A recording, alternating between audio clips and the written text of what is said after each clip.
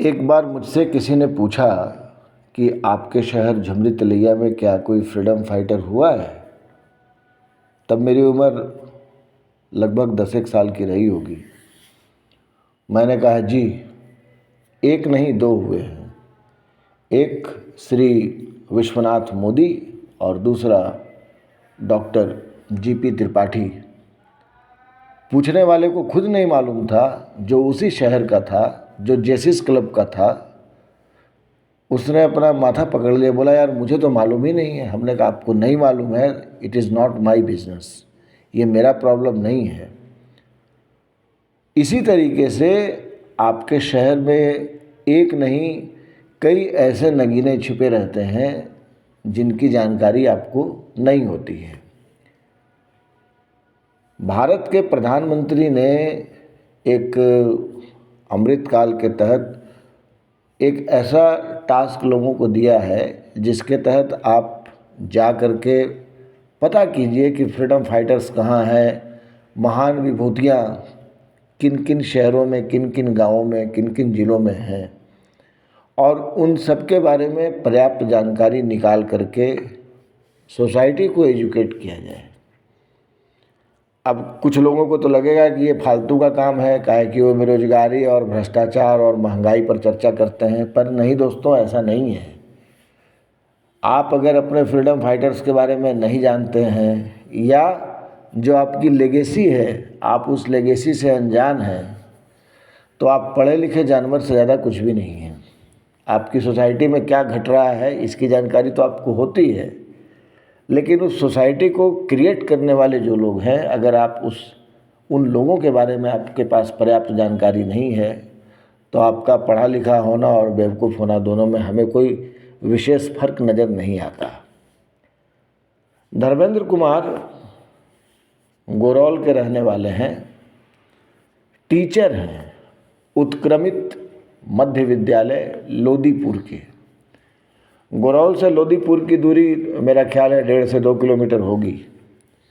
अभी इन लोगों ने काफ़ी रिसर्च के बाद पता किया कि जो लोदीपुर में उत्क्रमित मध्य विद्यालय है, वहाँ से मात्र 4 किलोमीटर दूर जो मानपुर गांव है, उस गांव में बिंदेश्वरी प्रसाद वर्मा,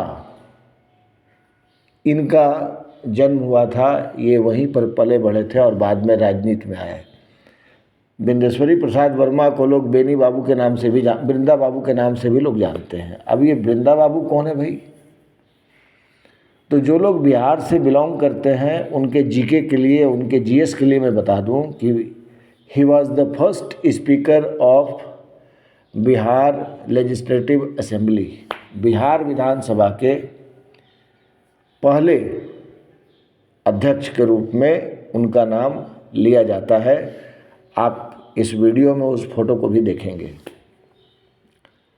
तो धर्मेंद्र कुमार से मैंने पूछा कि भाई इसकी ज़रूरत क्यों पड़ गई?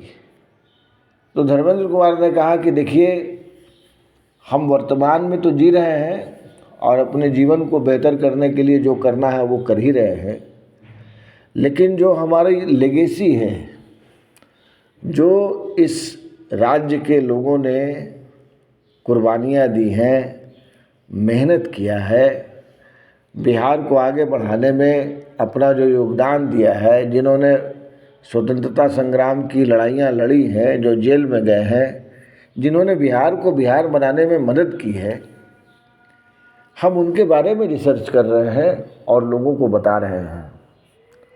धर्मेंद्र ने बताया कि भाई पहले तो ये टारगेट था कि जो टीचर्स हैं वो इसको करेंगे, लेकिन हमने इसको बच्चों के साथ जोड़ा।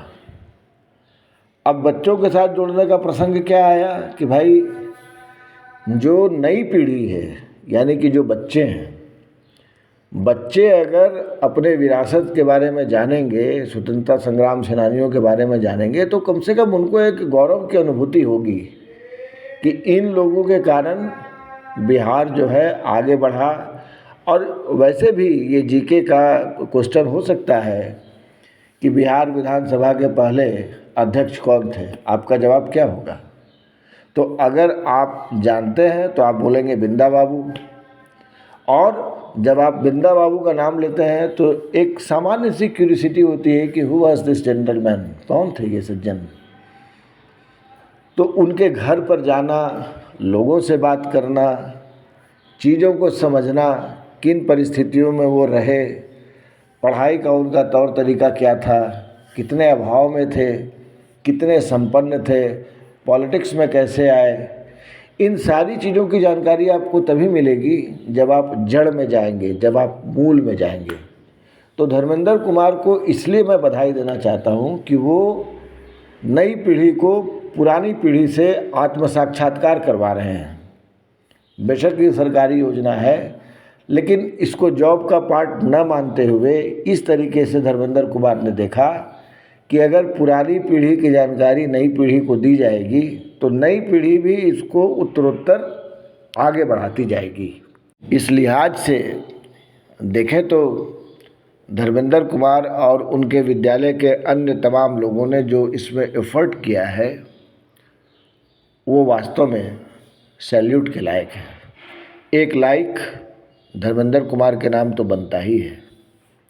Thank you.